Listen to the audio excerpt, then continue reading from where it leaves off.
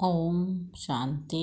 இன்றைய முரளியினுடைய ஸ்லோகம்: ஒவ்வொரு செயலிலும் கர்மத்தையும் யோகத்தையும் அனுபவிப்பதே கர்மயோகம் ஆகும். கர்மம் என்றால் செயல், யோகம் என்றால் நினைவு. நாம் ஒவ்வொரு செயலையும் செய்யும் பொழுதும் நினைவிலிருந்து செய்ய வேண்டும் என்பதனை அது குறிக்கின்றது. இன்றைய பிரம்ம பாபாவுடைய நினைவு நாளிலே பிரம்ம பாபா ஒரு கர்ம யோகியாக இருந்து தன்னுடைய அனைத்து பணிகளிலும் பயிற்சி செய்து கர்ம பந்தனத்தை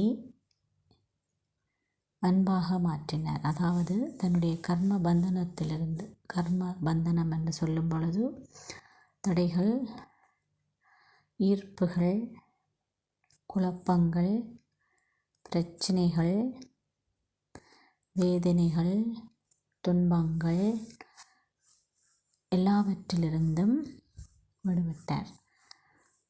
அவருக்கு அவருடைய சொந்த முயற்சிக்காகவோ அல்லது முன்னேற்றத்துக்காகவோ எந்த ஒரு மனிதரோ அல்லது பௌதீகமான விடயங்களோ ஒரு முட்டுக்கட்டையாக, அதாவது ஒரு தடையாக அமையவே இல்லை. அதற்கான காரணம், அவர் எப்பொழுதும் தன்னை ஒரு ஆத்மா என்று பயிற்சி செய்வதிலே ஈடுபடுத்தி கொண்டிருந்தார். படிப்பதையும் முயற்சி செய்வதையும் தன்னுடைய பொழுதுபோக்காக அவர் கொண்டிருந்தார்.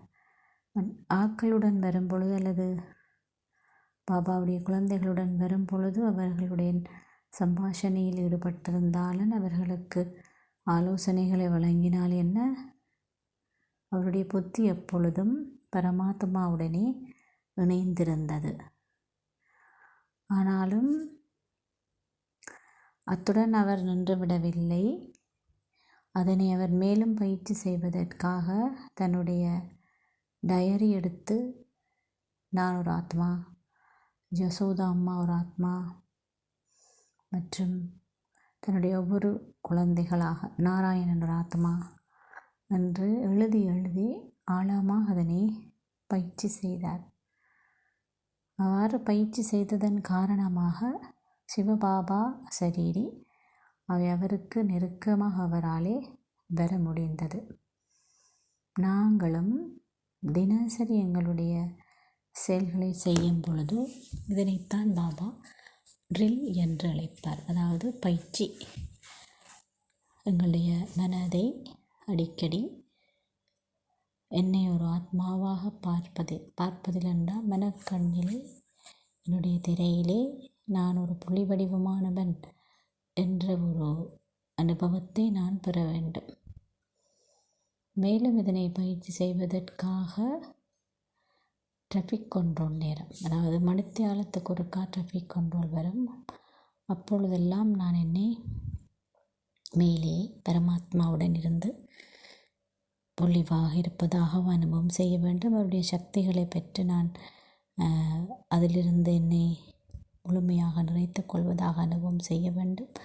மற்றும் என்னுடைய பணிகளை செய்ய அப்படியே நான் இருந்தவாறு என்னை நெற்றின்ற புருவ மத்தியிலே பிரகாசிக் கொண்டிருக்கின்ற ஒரு ஒளிப்புள்ளியான அமைதியான ஆத்மாவாகவும், அமைதி சந்தோஷம் நிறைந்த ஒரு ஆத்மாவாகவும், மின்னிக் கொண்டிருக்கின்ற பிரகாசமான ஒரு ஆத்மாவாகவும் அடிக்கடி மனக்கண்ணிலே பார்த்து அதனை உறுதிப்படுத்தி கொள்ள வேண்டும். இந்த ஞாபகார்த்தம் அல்லது இந்த நினைவுகள் எங்களுடைய புத்தியிலே பதியும் பட்சத்தில் இயல்பாகவே சுபாவம் அல்லது சம்ஸ்காரங்களில் அந்த மாற்றத்தை எங்களாலே கொண்டு வரக்கூடியதாக இருக்கும். அவை நான் அவ்வாறு பயிற்சி செய்யும் பொழுது என்னை பார்ப்பவர்களும் அந்த ஆத்ம உணர்வை இயல்பாகவே இருக்கப்படுவார்கள். பிரம்ம பாபாவும் அவ்வாறு தான் இருந்தார். தன்னுடைய இறுதி காலகட்டத்திலும் அவர் எல்லோருடன் தொடர்பை வைத்திருந்தாலும் கதைத்தாலும் எல்லோரும் அவரை சரீரமற்றவராகவே பார்த்தார்கள். அவை இப்பொழுது சந்தர்ப்ப சூழ்நிலைகள் மிகவும் மோசமான ஒரு காலகட்டத்திலே நாங்கள் இருந்து கொண்டிருக்கிறோம். இப்போ நமக்கும் அது எத்தனை வயசானவராயும் இருக்கலாம், பெரியவராயும் இருக்கலாம், பெரியவராக இருக்கலாம், எப்படியானவராக இருந்தாலும் திடீரென்று எதுவும் நடக்கும். திடீரென்று எதுவும் நடக்கும் பொழுது அந்த பாதிப்பிலிருந்து என்னுடைய உடலை விடுபட்டு இருப்பதற்கு இந்த உடலை விடுபட்டிருக்கின்ற பயிற்சி எங்களுக்கு அவசியம். அதை நாம் கர்மத்தை செய்யும் பொழுதும் யோகத்தில் இருத்தல் என்று அழைக்கின்றோம். செயலை செய்யாமல் நம்மால் இருவரும் ஒதுங்கி இருக்க முடியாது. அதே நேரம் செயலிலே முழுமையாக ஈடுபட்டிருக்கவும் முடியாது. எவ்வாறு ஒரு கருவியை நாம் பயன்படுத்தி ஒரு செயலை செய்கிறோம், அது மாதிரி இந்த உடல் என்ற கருவியை நான் பயன்படுத்தி இந்த பணியை நான் செய்கிறேன். இவ்வாறு நான் அடிக்கடி பயிற்சி செய்து அப்புறம் சோதித்து பார்க்க வேண்டும். பிரம்மபாபாவும் இரவிலே தன்னுடைய புலனுறுப்புகளுக்கு எதிரான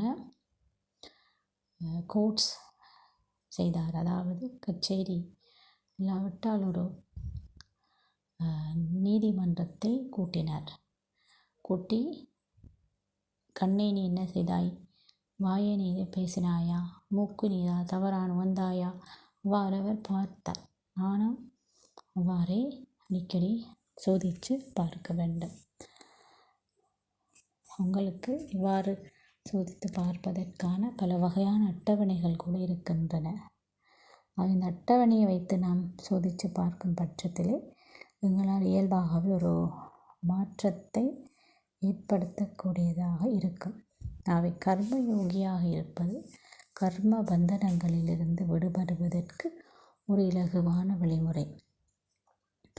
அவை என்னுடைய புலனுறுப்பு என்னுடைய கட்டுப்பாட்டு இல்லாமல் ஏதாவது தவறு செய்து விட்டாயிருந்தால் நான் அதற்கு எதிரான செயல்பாடு, அதாவது இது ஏன் ஏமாற்றப்பட்டது என்பதனை புரிந்து கொண்டு அதற்கான சரியான சக்தியை பெற்றுக்கொள்வதற்கான கருத்துக்களையும் புத்தியில் வைத்திருப்பதுடன் அதிலிருந்து விடுபடுவதற்கான தெளிவான முயற்சியையும் செய்ய வேண்டும். அவ்வாறு செய்வதன் மூலம்தான் இந்த புலனுறுப்பை ஏமாற்றுவதிலிருந்து நான் தவிர்த்து கொள்ள முடியும். ஏன்னா பாபா சொல்லுவார், இப்பொழுது நான் சரீரத்தை விட்டால் எனது இறுதி எண்ணம் என்னுடைய இலட்சியத்துக்கு என்னை கொண்டே சேர்க்கும். அவை நான் எந்த எண்ணத்துடன் இருக்கின்றேனோ இதை நான் அடைவேன். நான் இப்பொழுது உடம்பை விட்டால் எந்த நிலையில் இருப்பேன் என்றும் என்னை நான் சோதித்து பார்க்க வேண்டும். வாய், மூக்கு, காது, கண் போன்ற விடயங்கள், முக்கியமாக மற்ற கை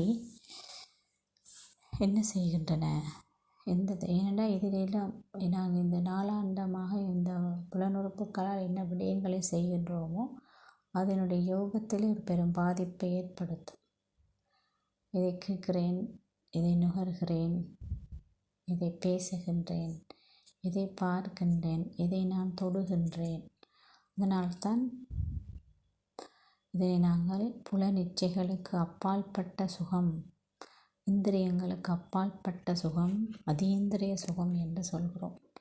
இந்திரியங்களாலே நாம் சுகத்தை அனுபவம் செய்வதற்கான பணிகளை அதிக அளவில் ஈடுபடுத்தினோமாயின் நம்மால் யோகத்தை சரியான முறையிலே செய்ய முடியாது. இதற்காகத்தான் மரியாதை கோட்பாடுகள், நியமங்கள் போன்ற விடயங்களை பாபா எங்களுக்கு கொடுத்திருக்கிறாவே. நான் ஒரு சரியான கர்ம யோகியாக இருக்க வேண்டுமாயின், யோகத்துக்கும் செயலுக்கும் இடையான சமநிலை எப்பொழுதும் பேண வேண்டுமாயின், ஒவ்வொரு பாபாவுடைய பயிற்சிகளையும் வழிகாட்டல்களையும் சரியான முறையிலே நடைமுறைப்படுத்தும் பொழுதே அது சாத்தியமாக ஆகும். இன்றைய பிரம்ம பாபாவுடைய நாள் அல்லது இந்த மாதத்திலே நாம் இதனை தொடர்ந்தும் பயிற்சி செய்வதற்கான அட்டவணையையும் வைத்து கொள்ளலாம். அத்துடன் அடிக்கடி டிராஃபிக் கண்ட்ரோல் நேரம், அசரீரி மற்றும் பிரம்ம பாபாவுக்கு சமனான தேவதை ஸ்திதியை பயிற்சி செய்து இந்த கர்மயோகி நிலையை அடைய முடியும். ஓம் சாந்தி.